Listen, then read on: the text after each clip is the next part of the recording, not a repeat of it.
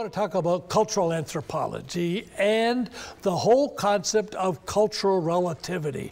Now, back when I was a grad student, I had the privilege of working as the teaching assistant for one of the most famous anthropologists in North America at this time. And his class was incredibly popular. Over 1,000 students would crowd into the largest auditorium in my university to take his cultural anthropology class. And he had over 20 teaching assistants to help in the supervision of those 2,000 students.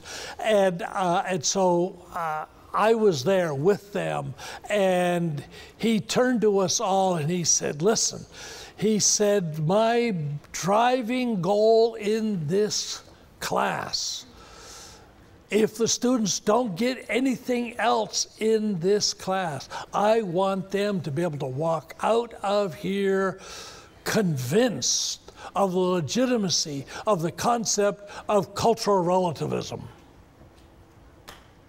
He said that is the primary message of anthropology to this generation.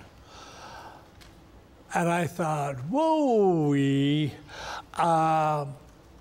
that one's not going to wash real well in certain circles. And as a matter of fact, here at Biola, if there's any point of tension between the social sciences and the theology department, it's this question of God's truth, eternal truth, and cultural relativity. And one of the things that we decided we were going to have to address head on at a place like Biola was, what do we mean by the term cultural relativism? What do we mean by God's eternal truth? And as a matter of fact, we even have a whole class on this subject that we teach on. We're only going to touch upon it very, very briefly here in this class, but at least we'll give you some beginning concepts to think about. So does anthropology promote relativism instead of God's truth? Oh, well, yes, sort of. Because a proper understanding of relativism is the foundation for pursuing absolute truth. I am convinced that if we really understand the concept of relativism, we will come to a better understanding of that which is eternal. We're going to try to build that case for you today and in the next lecture. So let's take a look at what we're talking about here. When it comes to cultural relativity, we're really going to be talking about very different concepts. We're going to be, first of all, talking about relativity in lifestyles.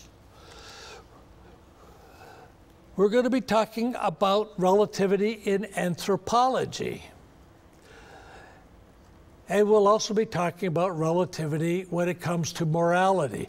But let's focus a little bit on this whole question of relativity as an anthropological concept. Now, your textbook, Peoples and Bailey, defines relativity with the following quotation: relativity in anthropology is the notion that one should not judge the behavior of other peoples using the standards of one's own culture. Now, this is not saying that when in Rome, do as the Romans do.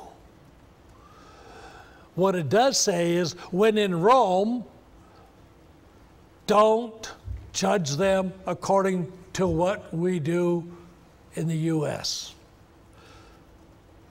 We don't have to approve of what they do, but they don't have to become Americans to be good Romans. So, the notion that one should not judge the behavior of other people using the standards of one's own culture. So, when we go to Europe, we do not make fun of Europeans about driving on the left side of the road instead of the right side of the road. You want to drive on the left side? Drive on the left side. You want to drive on the right side? Drive on the right side. But let's get it all together so that we don't have people, you know, switching lanes. All right, so this is people's ability. Now, I like this definition because what it is doing, it is establishing a principle that we will pick up probably next week, the concept that you cannot judge another culture by your own culture. That is known as ethnocentrism. Ethnocentrism. Now, an egocentric person is somebody who's centered on themselves. An ethnocentric person is somebody who's focused on their own culture. So if we do it in America, it's got to be the very best way. It's got to be the only way. It's got to be the right way. And one of the things that anthropology has sought to do ever since it emerged as an academic discipline in the United States has been to eliminate the concept that our way is the best way for everybody in the world. So, I like Peoples and Bailey. Now, this concept of cultural relativity has not always been universally agreed by all anthropologists. Here is a quotation from a textbook written by Marvin Harris. Now, Marvin Harris passed away just a while ago, but Marvin Harris is was one of the most popular anthropologists.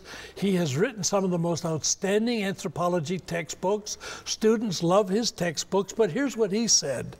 The principle that all cultural systems are inherently equal in value and that the traits characteristic of each system need to be assessed and explained within the context in which they occur. Now, this is commonly accepted by hundreds, perhaps even thousands of anthropologists. This is a concept that is taught in a lot of schools. Marvin Harris's textbook is a popular textbook in universities around the country. There is one problem that I have with it. He says all cultural systems are inherently equal in value. Now, that's a value judgment. That's a moral judgment. I cannot go along with Marvin Harris on this. For instance, let me give you an example. In Yanomam Culture. Now, Yanomam Culture is on the upper regions of the Amazon Valley or Amazon River system down in South America, and the folk who live down there, the Yanomam, when a woman feels her labor pains coming on, one of the things that she will do will be realizing that she's about to give birth, will leave the village because, like so many people who live in cultures around the world, they have a concept of pure and impure, and women bleeding all over the village is not a good thing, so they ask them to leave the village. Some tribes even have special birthing houses where the women can go to give birth. The Yanomam, the women will go out, usually find a nice isolated place. They will make a little depression in the ground, nice soft sand, put some leaves down there, and then quite typically, I don't know, how much detail do you want about birthing in other cultures? You know, it's a fact of life when you've been overseas, but I don't want to gross anybody out.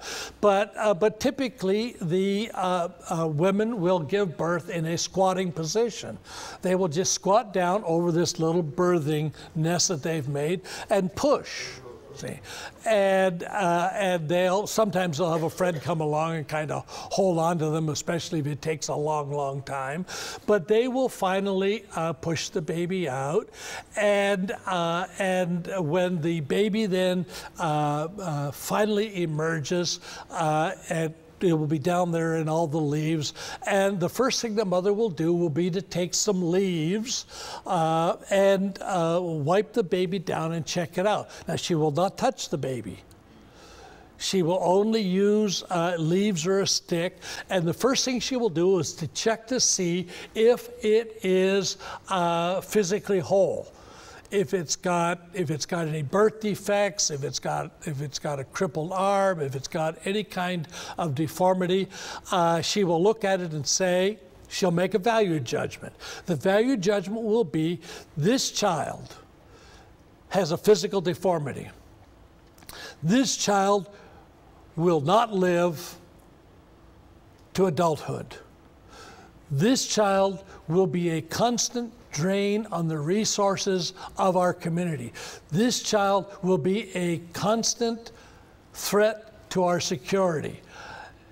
This child is not worth investing all of our scarce resources into trying to keep it alive. Better that this child should be allowed to die right here, right now, go back, have sexual intimacies with my husband again, and try again for a healthy baby that we can then spend 15 to 20 years raising it up, knowing that it will grow up to be a healthy, productive member of society.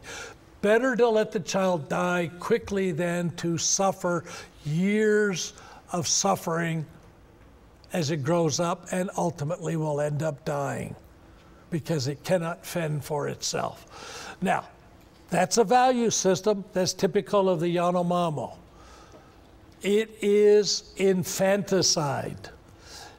All right? It is the killing of one's children, but for merciful reasons. Marvin Harris says that's okay. If they want to kill their kids out of kindness, it's okay. Now, would you embrace that? If you were a missionary to the Yanomam and a woman comes past your house, and, hey, how you doing? When are you going to give birth? Oh, I just did. Really? Where's the baby? It looked like it's horribly deformed, so I left it out there in the bush. Going to let it die. Would you say, okay, blessings on you, go on home, or would you go out and rescue the baby? And if you rescued the baby, who's going to raise it? Because the parents have already abandoned it. Do you immediately open up an orphanage for abandoned, deformed babies? What's your response to it? Now, Marvin Harris is going to advocate that it's equally inherent in value. They've got a value system. It's not our value system, but all value systems are equal. I can't buy that. So I don't agree with the way anthropologists have often interpreted the concept of relativity. Please get that straight. But I do embrace a more modified view. As a matter of fact, what we're going to discover is that there are a lot of ways of approaching this subject. So we have to be very careful that we don't make blanket condemnations, that we become very clear. That's what we're going to try to do. So, what is this subject of relativity really all about? We've got relativity of behaviors, we've got relativity of knowledge, and we've got moral relativity. Now, those three areas need to be very carefully pulled apart and examined if we're going to understand what anthropologists mean by cultural relativity. So let's start out with ethnocentrism. Ethnocentrism is this concept that we've talked about. My culture determines what is right and wrong. Now,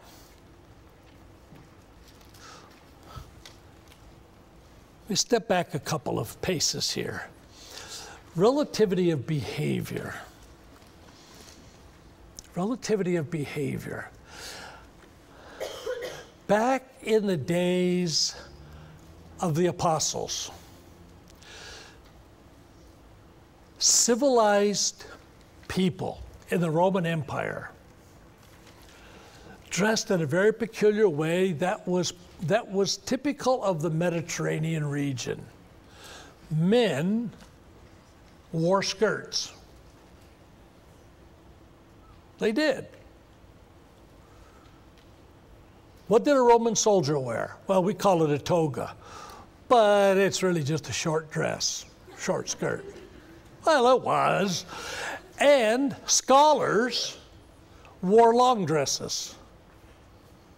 They wore them all the way to their ankles. So civilized men wore skirts and dresses, and the pagans, those wretched Saxons that lived up there in Germany, north of the Alps, what did they wear? They wore pants. Men wore dresses, pagans wore pants. Well, guess what? Pagans won. Because I'm wearing pants. Hey. I guess I could go to wearing a kilt, claim I was Scottish, but in point of fact, apart from a little bit of a Scottish brogue that I somehow or another picked up when I was growing up as a kid, there's nothing Scottish about me.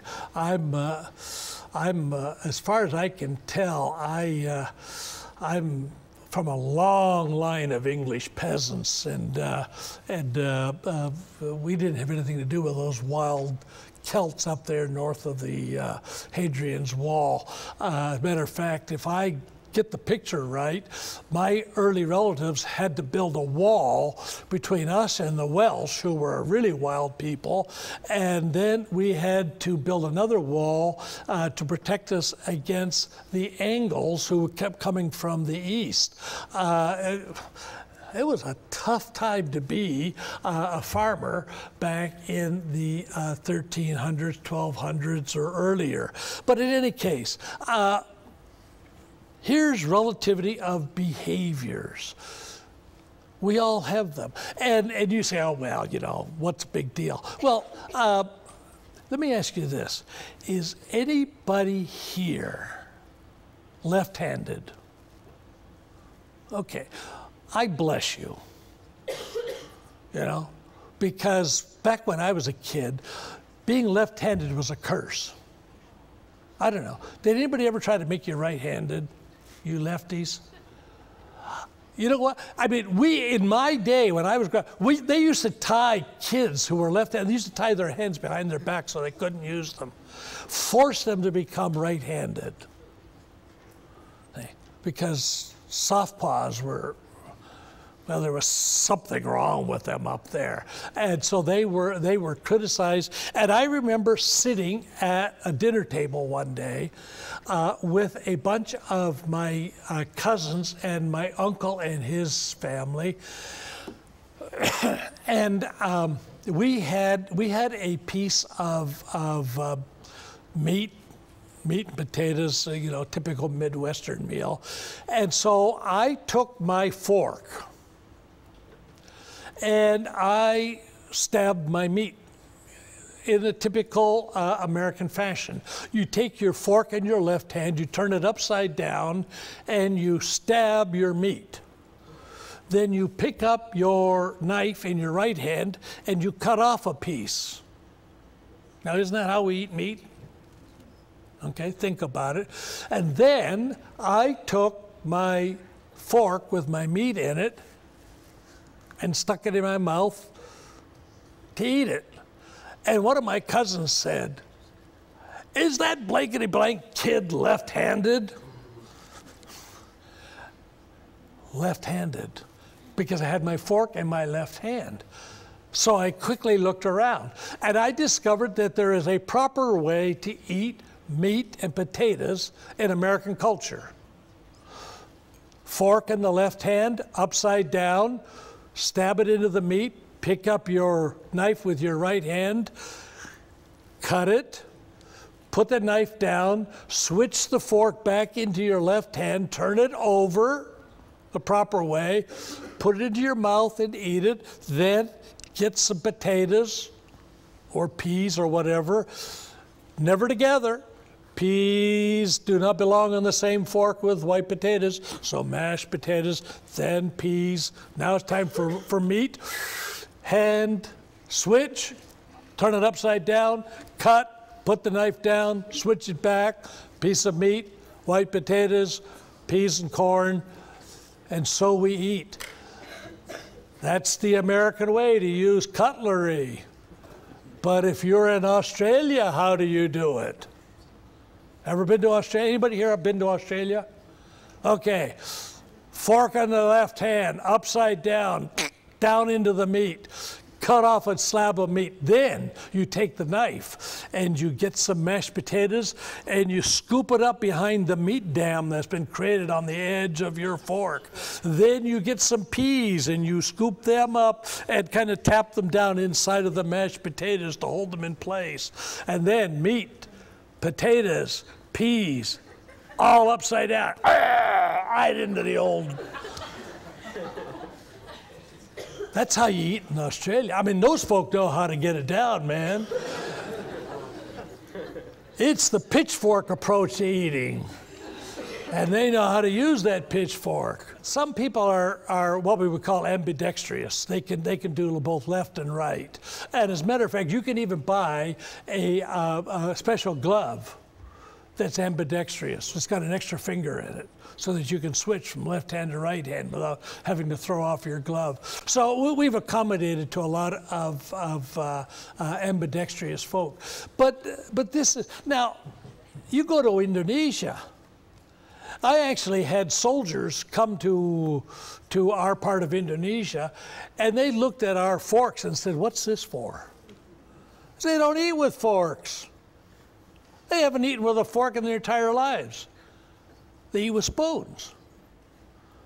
And I learned to eat with spoons. I learned how to cut my meat with a spoon. Well, actually, you don't have to do that very often because they always cut the meat up into bite sizes. Or if you go to Asia, you'll learn to eat with chopsticks. Now, this is relativity of behavior. And one of the things that anthropologists want to acknowledge is if you want to eat with chopsticks, it is not a criminal process. It's okay to eat with chopsticks. It's okay to eat Australian pitchfork style. It's okay to eat American style. We can accept diversity of behaviors. Same thing goes with a whole host of other things that we'll talk about shortly.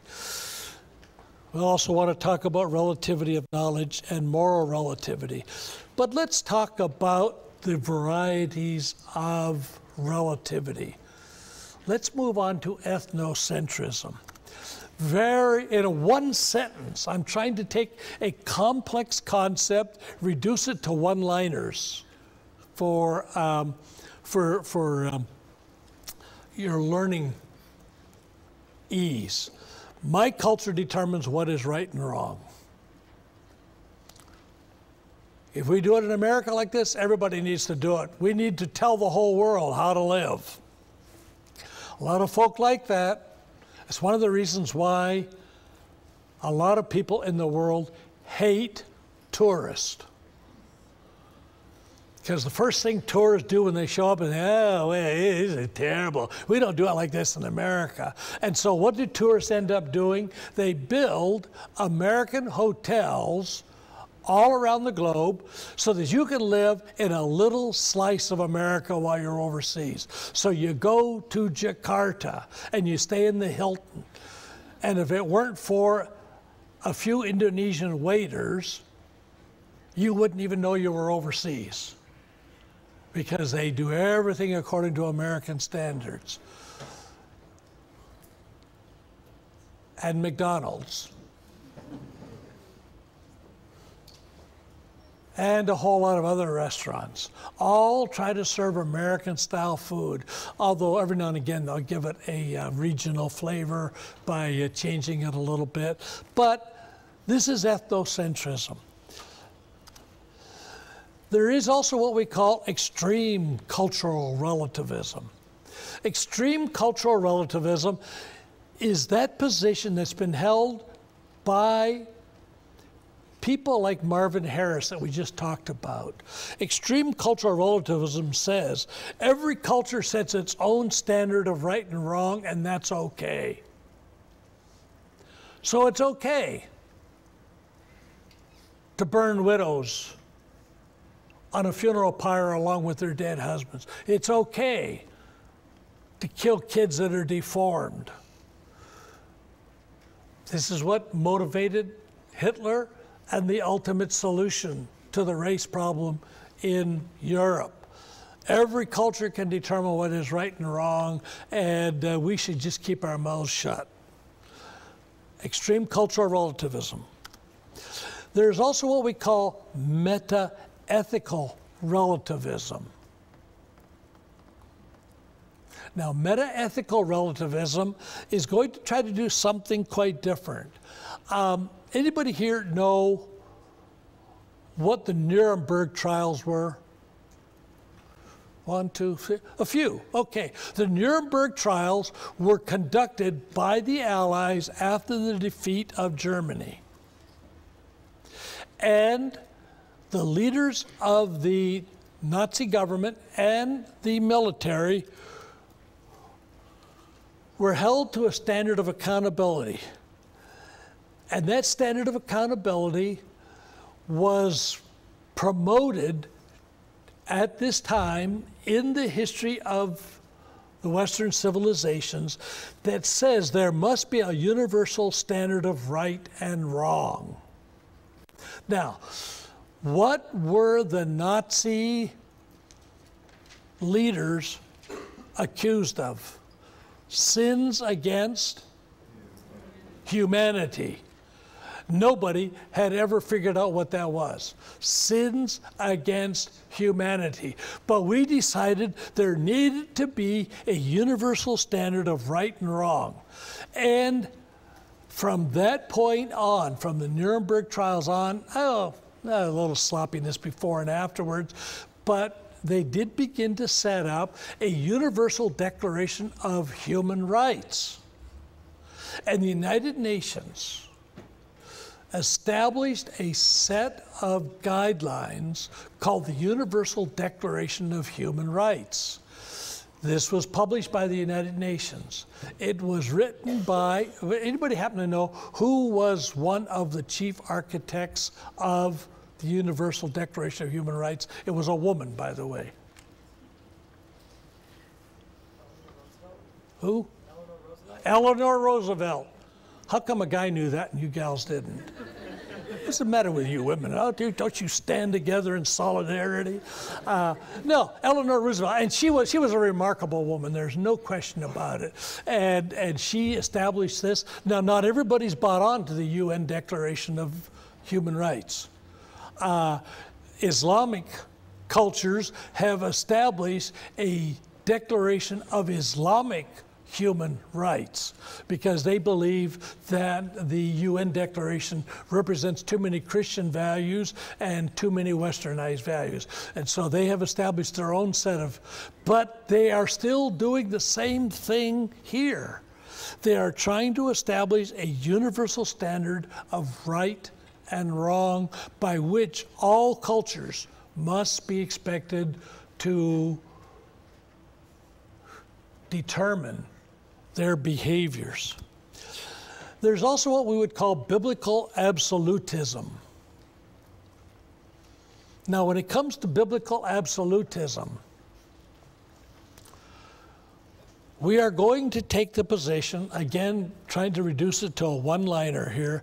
The Bible declares what is right and what is wrong. And I don't know if you've ever heard this little phrase. I used to hear it years ago. The Bible says it, I believe it, that's it. Okay? We're going to do whatever the Bible says. So this is biblical absolutism. We're going to We're going to build our ethics and our behavior around biblical standards. Well, is there any problem with that? Let me just share with you a few little problems with that position. All right? 11 questions that I want to raise for people who hold to a biblical absolutist position. According to Leviticus 18:22, homosexuality is an abomination and cannot be condoned under any circumstances. All right? Scripture is fairly clear on that one, so no questions raised here. Okay, according to Leviticus 25:44, it is okay to possess slaves, both male and female, providing they are purchased from neighboring nations. So does that mean we can buy Mexicans and Canadians as slaves? We can't make slaves from Americans, but it's okay to, Canadians and Mexicans are okay. Okay, Exodus 21:7 permits a father to sell her daughter or his daughter into slavery. So what do you think will be a good price for your daughter? Your credit card debt goes up too much, you sell your daughter to MasterCard. According to Leviticus 15:19-24, men are not allowed to be in contact with a woman while she's in her menstrual period. So before asking a girl out for a date, what is the polite way to ask her if she's in an impure state? Yeah? Come on, we're trying to take the Bible literally here. According to Leviticus 1:9, a bull on the altar creates a pleasing odor for the Lord. If my neighbors complain about the odor, should I smite them? My neighbor insists on working on the Sabbath, but Exodus 35:2 says he should be put to death. Am I morally obligated to kill him myself, or should I ask the police to do it? Oh. Now, I just got through reading a book that talked about the end of the blue laws in South Carolina. Do you even know what blue laws are? Yeah. We've long since forgotten blue laws. I grew up under the era of blue laws. Blue laws required you not to do business on Sunday. No grocery stores, no pharmacies, no gas stations, no restaurant. Everything was shut down on Sunday by civil requirement as a means of honoring the Sabbath. But then they started opening up stores on Sunday. So do we kill the manager of CVS? Okay, eating shellfish is an abomination to the Lord. Is this a lesser abomination than homosexuality? Are there degrees of abomination? Hey. How literal are we going to be with the scriptures? 8, Leviticus 21:20 states that no one must approach the altar if they have a defect in their sight. Since I wear reading glasses, does my vision have to be 20/20, or is there wiggle room here?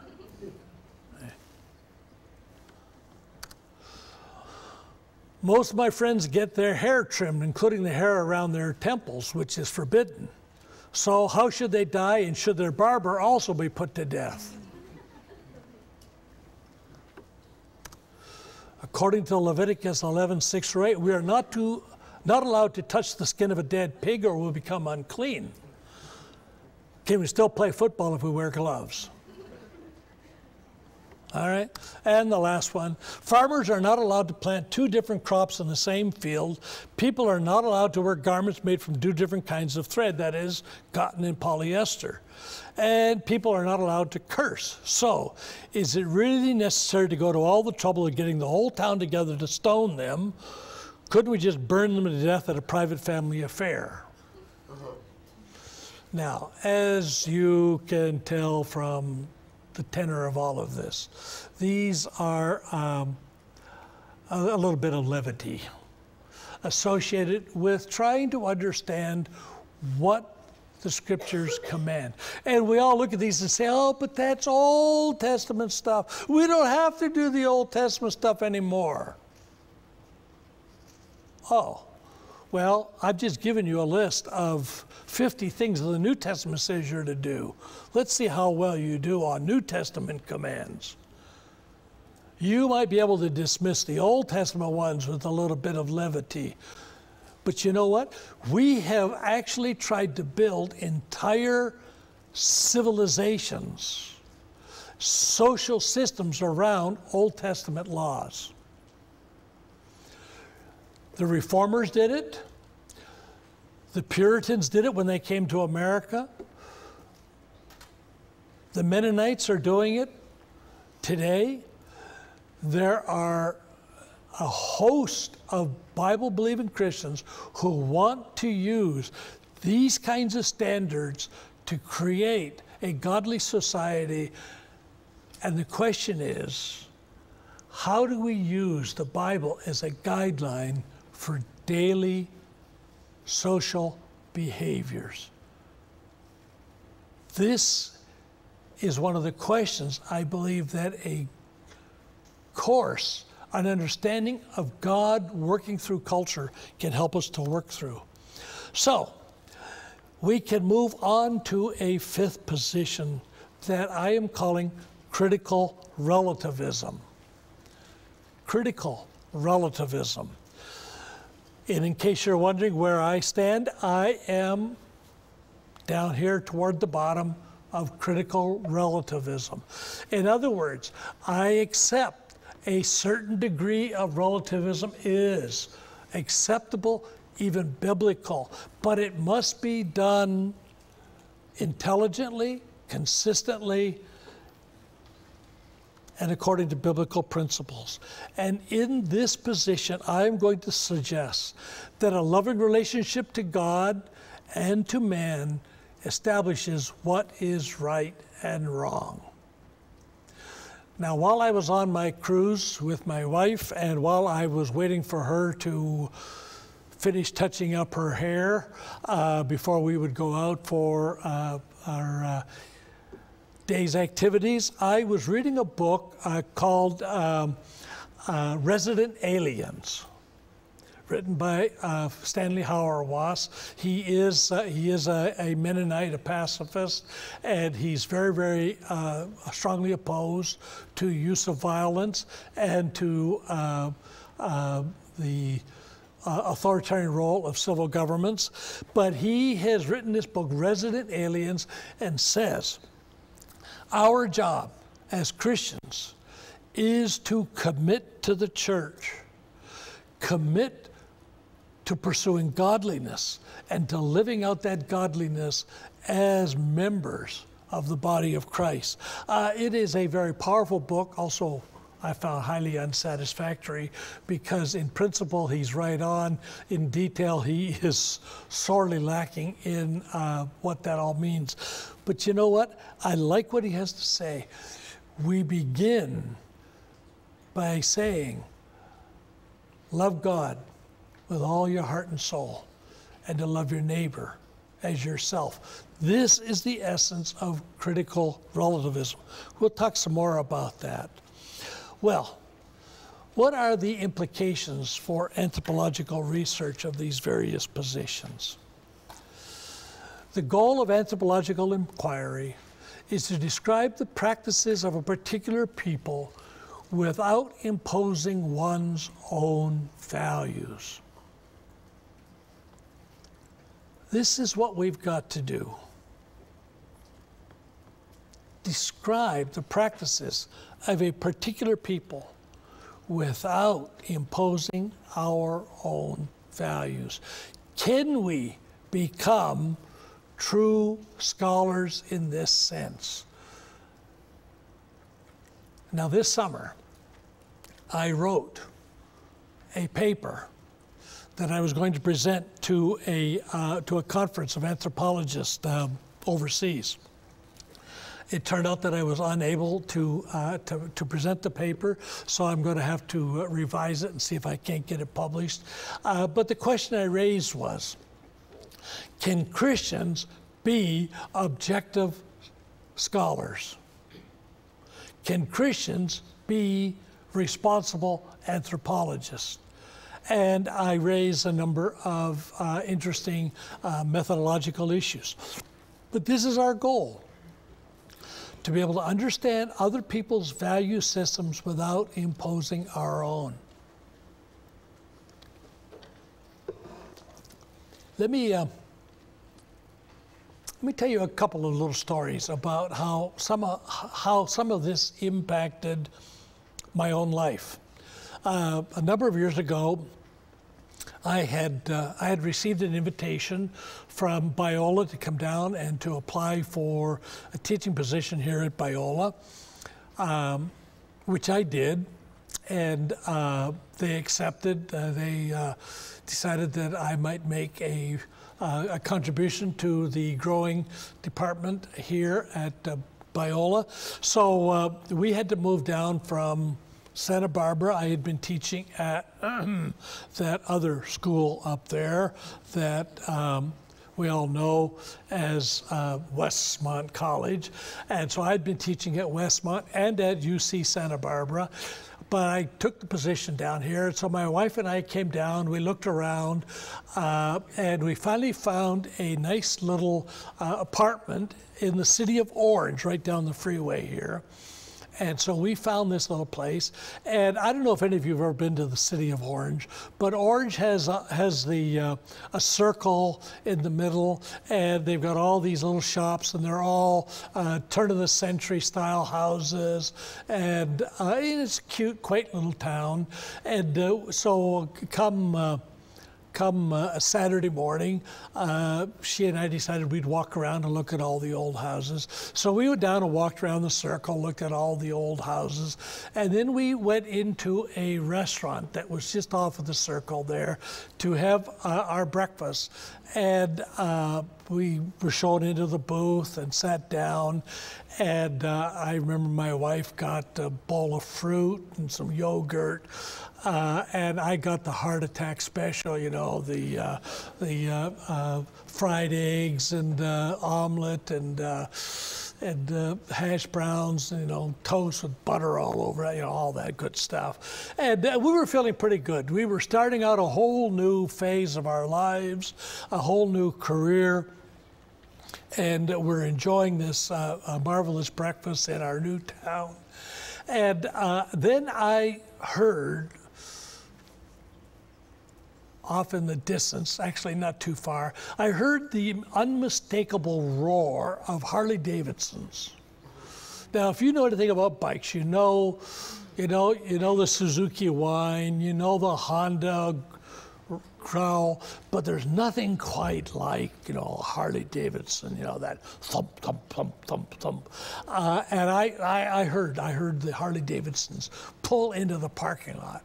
I didn't pay any attention, but a couple minutes later, here came two guys and two gals into the restaurant.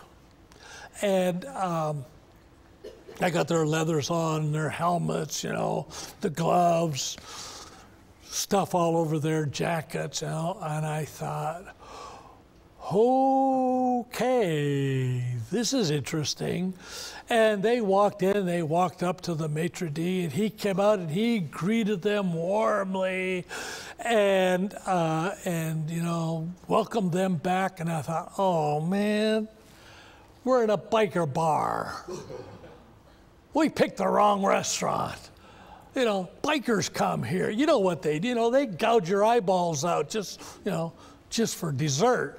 And oh boy, well, we get, you know, let's eat fast, honey, let's get out of here, you know, let the bikers have this place.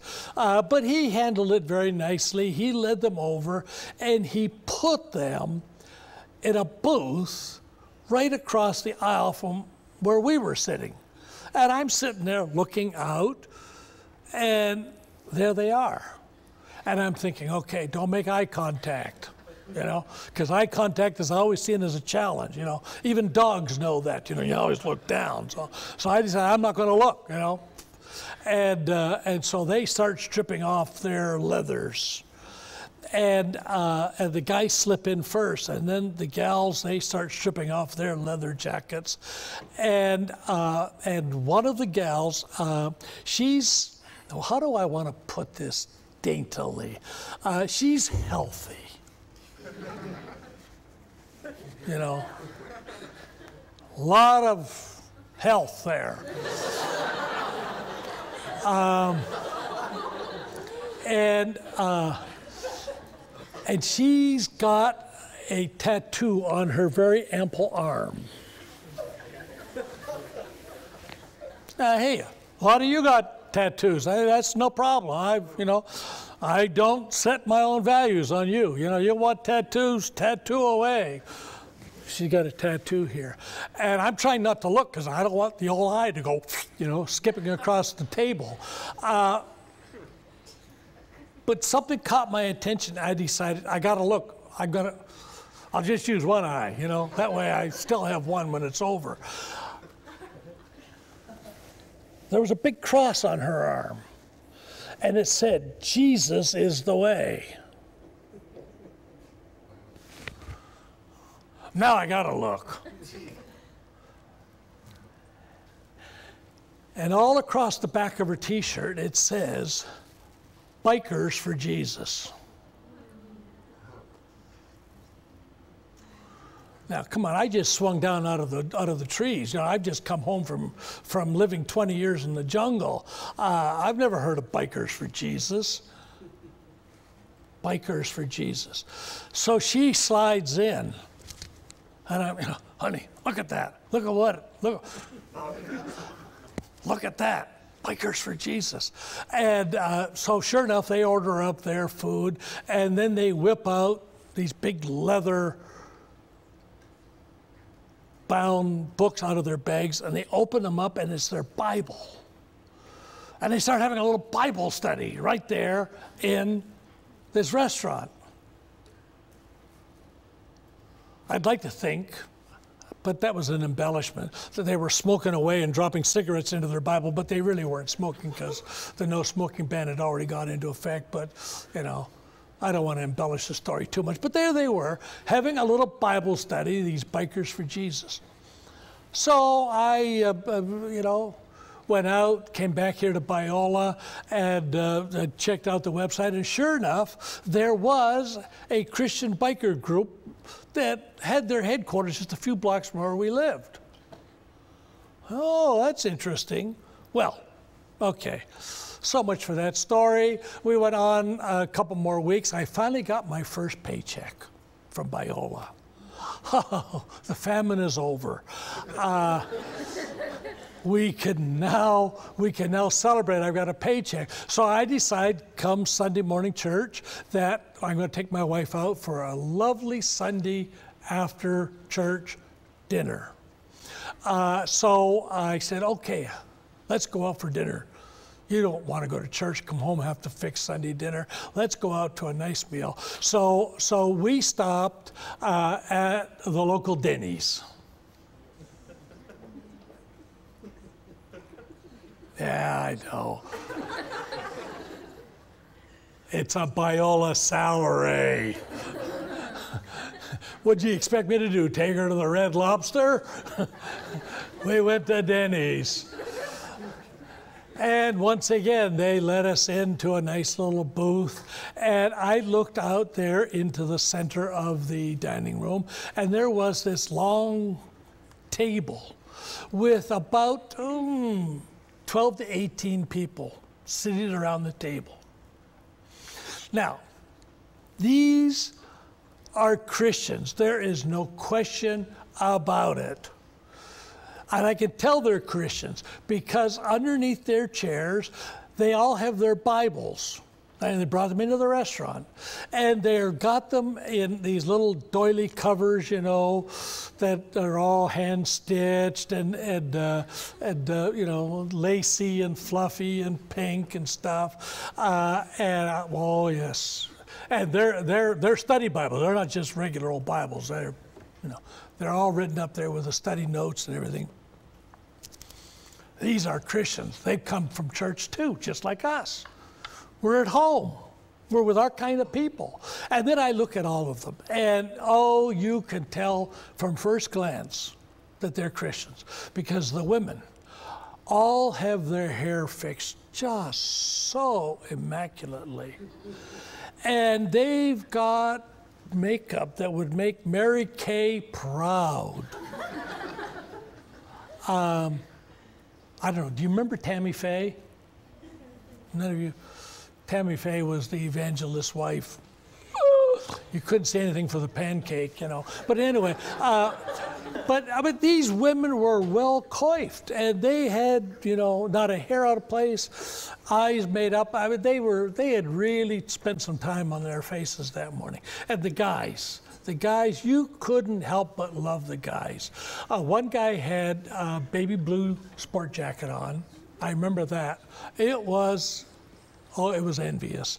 And there was another guy with a salmon-colored jacket.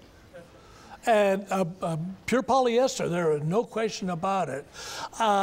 But you could tell these folk were dressed up for Jesus. See? Now, we got out of that restaurant, and I turned to my wife, and I said, who are the real Christians? The bikers for Jesus with their leathers, their big Bibles, their rough ways, their tattoos, are they the real Christians? Or are these folk here with their baby blue dinner jackets and their salmon colored and their coiffed hair? Are these folk further along the line? Are these closer to Jesus than the bikers? Now, what do you think? Would you vote with me? Who would say that the Denny's crowd are more Christian, closer to Jesus? One. How many would say the bikers are closer to Jesus? Well, you're wrong. They were both, in their own way, seeking Jesus. And this is one of the things that we had to learn. We need to be able to describe their culture without imposing our values on them. Now, years later, when I was here at Biola, I was asked to go to a church. It was a church of 30 to 35-year-old people. It was a church in Pasadena, and I was asked to do a cultural analysis of a postmodern church. So I went, and I sat in the congregation, and I took my notes. I would arrive at least 10 minutes early, get out my little notebook and start making notes. Sunday so-and-so, time so-and-so, sitting in the fourth row from second section, you know. About 50 people here ahead of the service. Band leaders are still getting their guitars tuned up. I'm taking all these notes. I'm taking very, very close notes. Then the music starts. I write down the name of the hymn. I write down the tempo. I discover that in the course of the worship service, we're going to start out lively, jumpy. Actually, people are going to start dancing in the aisles. Other folk are going to be up there waving flags. Folk are moving, waving their hands. And then as we progress more toward the sermon, we start slowing down. We become more meditative. We become more worshipful. I'm writing it all down. Then the pastor gets up and speaks. He's wearing sandals and shorts and a t-shirt. I used to be a pastor. We had to wear a suit and tie and, you know, white shirt and all that sort of stuff. But I write it all down. I did an analysis of that church from a morally neutral perspective. Actually, I won't say it was morally neutral. What I tried to do was to describe that worship service from the perspective of the people who were there. What is worship to them? And what does that worship look like? I tried to become like them. Biola University offers a variety of biblically centered degree programs, ranging from business to ministry to the arts and sciences. Visit biola.edu to find out how Biola could make a difference in your life.